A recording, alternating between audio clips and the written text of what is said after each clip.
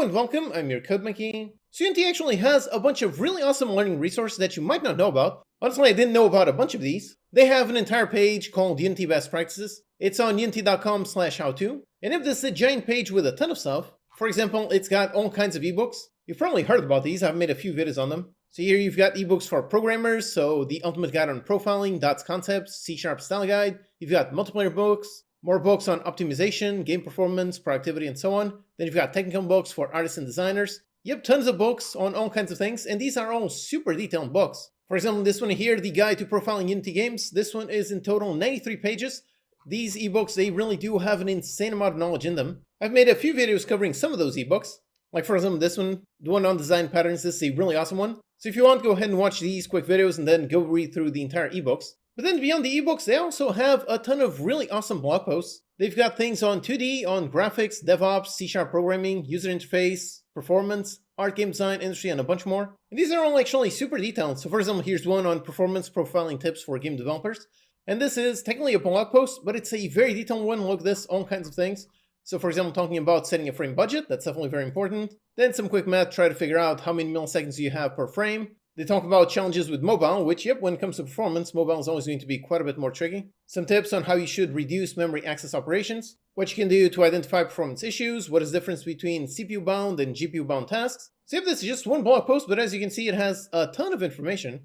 And this is really just one of them. Like I said, on the entire ebooks, on the Best Practice Hub, they've got a bunch more stuff. Here's another really great one on how to use 2D lights in order to set the mood. 2D lights are definitely going to be one of the best things you can do if you're making a 2D game. The massive difference between no lights and actual lights, that is going to be gigantic. It is going to make your game look so much better. So if you want to learn how to use 2D lights, then this blog post would really help out. They talk an overview about 2D lights, then talk about the various lights. So you've got the point light, you've got the freeform light, the sprite light, and how to polish the entire scene. On topic of 2D lights, over here I also made a video talking about the Happy Harvest free sample. This is a really gorgeous sample where they actually use 2D lights quite a lot to make this. This project is completely free on the SSR, so definitely check it out. And speaking of projects, they also have a whole bunch of other projects. For example, if you want to make a match 3 game, there's this one, the Gem Hunter match. This one is also freely available over here on the SSR. Like I said, yep, it's a match 3 game, and it has quite a lot of features. The whole thing is meant to showcase all of the various 2D tools that Unity has. So if you want to make a match 3 game, then inspecting this and seeing how the whole thing works, that can be a great option. They even showcase all kinds of interesting use cases on how to do lights, so doing like rim lighting and so on.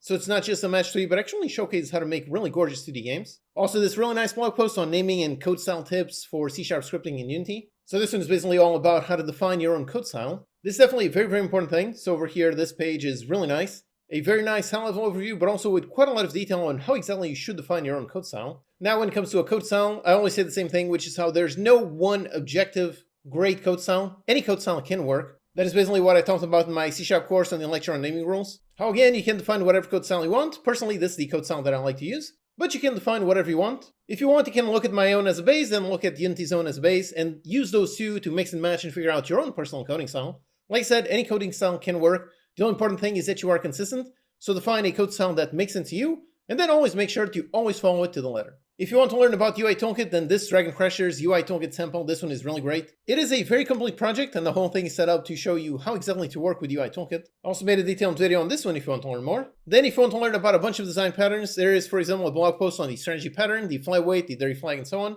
You can learn how to get started with scriptable objects, learn how to use the AI navigation package, how to use the model view model pattern, and a bunch more stuff. Again, these are really quite a lot of very detailed blog posts. In terms of performance optimization, this is a very, very important topic.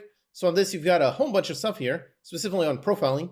I have to say, I've never really done a tutorial on profiling just because it's one of those, let's say, unsexy topics. It's definitely one of those that a profiling tutorial will never get a decent amount of views. So if you search on YouTube, it is unlikely that you won't find a good tutorial on profiling, but over here, you can definitely find quite a lot of nice profiling tips. Then quite a bunch of nice stuff on art and game design. So how to work with various animations, animated controllers, how to do mobile optimization tips, which is definitely very important. And if you're making multiplayer games or live service games, if so, there's a bunch of blog posts on the Unity Gaming Services tools. So you can learn about Unity ads, player engagement, how to do an in-game economy, Unity's game backend tools, and a bunch more. And while I did know that this page already existed, I didn't know they had so much new stuff. I was just reminded of this just because they have definitely been updating quite a lot of their ebooks up to Unity 6. So many of these are completely up to date. They function on today's version, so you can learn a ton of knowledge that you can apply to the current version that you are probably using to make your games. You can read the ebook to learn all about UI Toolkit for advanced developers. You can do all kinds of things with popular shaders and visual effects. You can do the ultimate guide to profiling Unity games like we just saw.